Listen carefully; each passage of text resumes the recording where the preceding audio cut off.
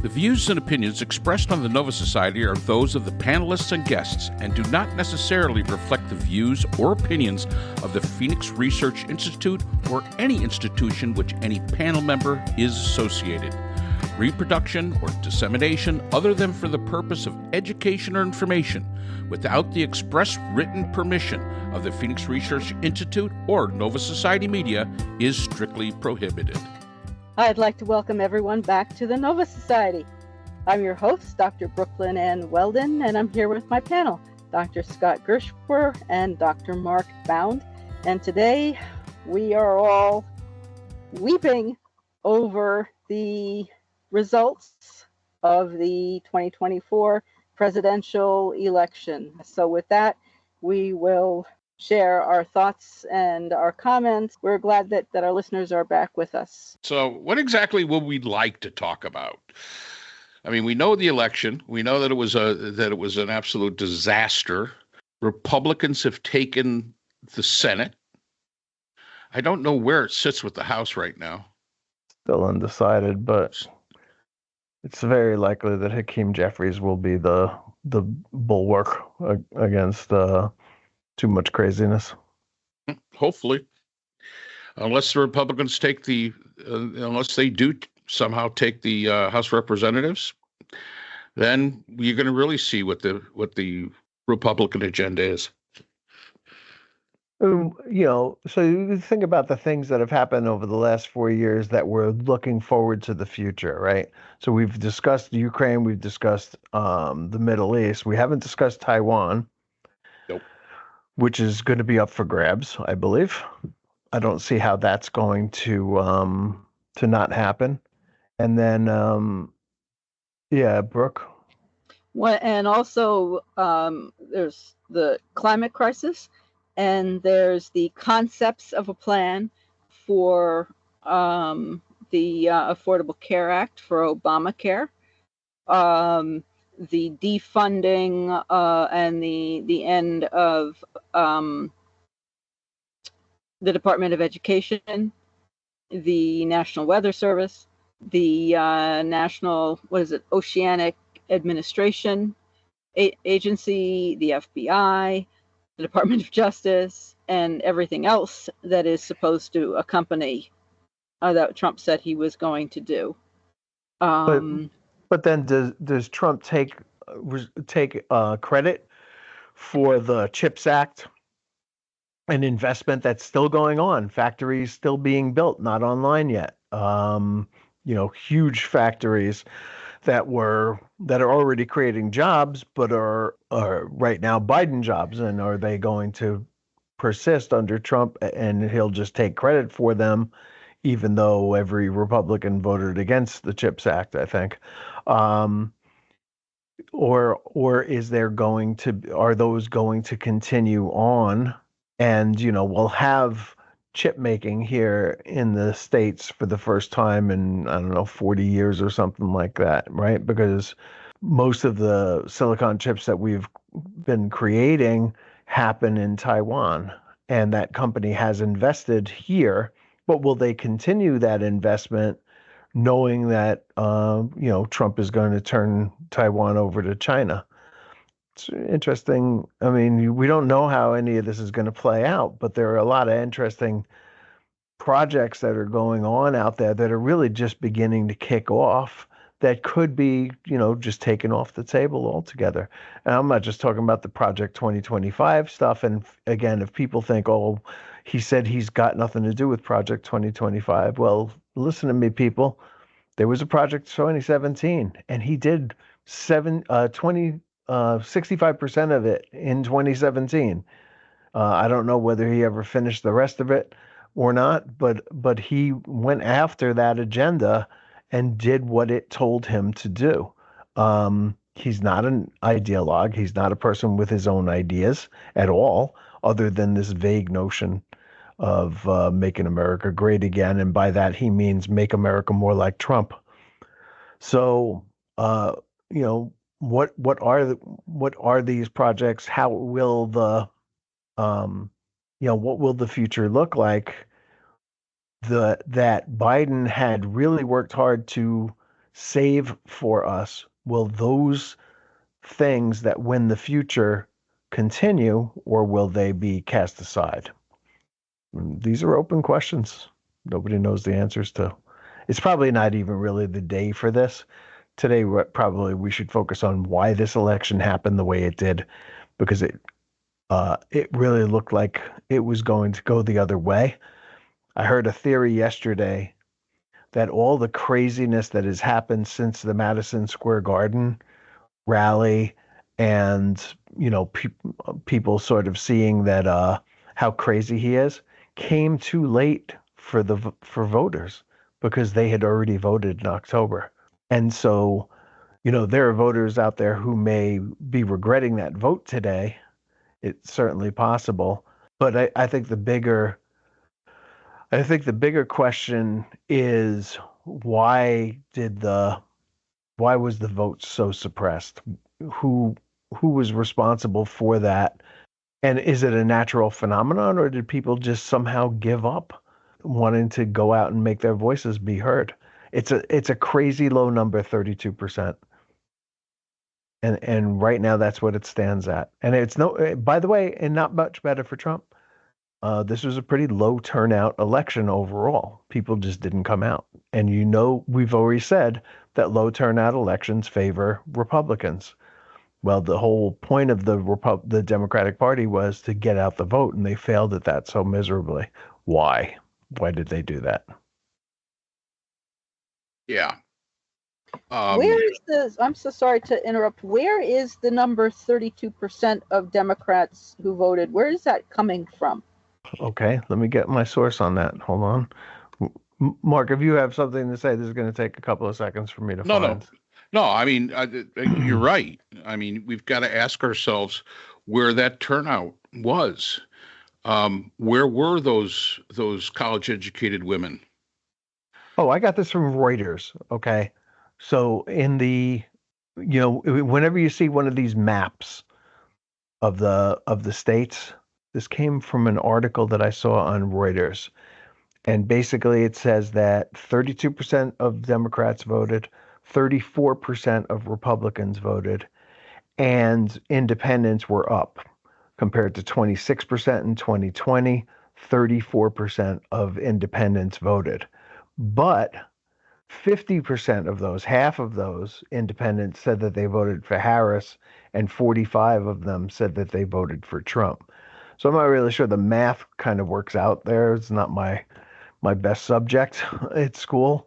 But what it looks like here is that, and this is updated from that, I put that out this morning, was that Trump got this time around 71,586,000 million votes. He got, I believe it was 74 to 75 million votes in 2020. Kamala Harris got 66,731,000 votes. And that means, when you add those two numbers up, that 138 million people, a little bit more than that, voted in this election. 138 million people voted in the election. And in 2020, 158 million people, almost 158, 427,986 people voted in that election. That's 20 million fewer voters total for both sides cast yesterday than in 2020. 20 million fewer voters. Hard to figure for an election that, I think was, maybe they just wore them down with all the emails and the text messages and everything. But in North Carolina, for example, in 2020, in North Carolina, 71% of all eligible voters cast a ballot. In 2024, that number was below 69%. So that's a pretty big drop off for North Carolina. In Michigan and Arizona, the numbers were higher. And in Wisconsin, the numbers were higher even than they were in 2004, which was the high watermark for voters in the state of Wisconsin. The percentages, Brooke, I got from Reuters, and I don't know if I have the article here, but I could probably look it up. Oh, that's okay. Thank you, Scott. I was just wondering where that number came from, and it's unbelievable that 20 million fewer people voted. If they had voted, our outcome might be different today, maybe. No, I think if they voted, you'd have a totally different outcome. This was just lack of participation. Lack of participation in the process. And so, you know, I know the three of us voted. Oh yeah. Does it? What do you think? Will Trump survive his term? And assuming he does, is he going to go ahead? Will there be a real election next time around? Well, to answer the question, will Trump survive the term? I never thought I'd hear myself say this. I hope so. Because the next guy's just as loony and younger. So I don't know if you're going to get any better getting J.D. Vance. That's going to be an interesting, an interesting pairing. So, you hope he survives through it. And again, Scott's always mentioned that I say that the next regular election will be 2036. I'm going to amend that. I'm going to amend that big time to we're looking maybe 2042. 2075. 2075, 25, if man is still alive. Zager and Evans. It just throws it back out. But this is really a referendum. It really, I think sometimes we make the mistake of saying it's a referendum on the candidates, and it's not. As much as it's a referendum on the American public. You didn't come out to vote. You can't complain. The three of us voted. What those votes were is irrelevant. But the fact is we participated in the process. And that's the way it's supposed to be. So we can sit back and we can say, if we're unhappy with the results, yeah, we're unhappy with the results, but we have to respect them. I don't see me and Scott showing up at on January 6th in our fatigues, old fat men try to jump on. I don't see us doing that. And that's the way this process is supposed to work. And unfortunately, those people that participate in the process, that are passionate about the process, really have to look at those that did not. And it's not those that voted for Trump you've got to blame. It's actually those Democrats that didn't show up that you have to look at and say, wait a minute. It's a process. Now, here in South Carolina, when I voted yesterday, it was raining, it was cold. It was nasty. But you participated. And, a lot of people would say, and I could almost agree with it, my vote probably didn't matter a bit because everybody knew who was going to win South Carolina. That was an easy one. But the fact is that it was a matter of participation. And I think the numbers that Scott has put out there about Democrats and their participation, I think that says a lot. I want to see the numbers, the even further breakdowns, which will probably come later, sometime next week, of those college-educated women. I think one of the biggest surprises from yesterday, not the fact of Florida. Florida, that was an absolute spanking down there. And the referendum about abortion didn't pass. Right. That's amazing. That is absolutely amazing. Where were those women? Even if they voted for Trump, you would have thought they would have voted for that referendum. And I think it shows, again, how it's a mirror on the country itself. Maybe it's always been this way and we just haven't paid any attention. But this is where we sit. We don't have to survive the Trump presidency as much as we have to survive the electorate. That's what we have to survive. So that's all the time we have for today's episode. The Nova Society is a production of the Phoenix Research Institute. We'd like to thank our sponsor for this episode, the Journal of Interdisciplinary Conflict Science. The JCIS is an open journal for upcoming scholars. The JCIS is currently accepting article submissions on an ongoing basis.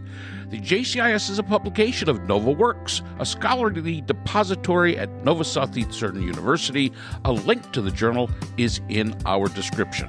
We'd also like to thank our podcast partners, Buzzsprout, who hosts the Nova Society, Audacity, who is our editing partner, and Podkite, who does all of our analytics. We'd also like to thank iHeart Radio, where people get their music and podcasts, Apple iTunes, the largest source for music and podcasts on the internet, Spotify, the most popular source for the Nova Society.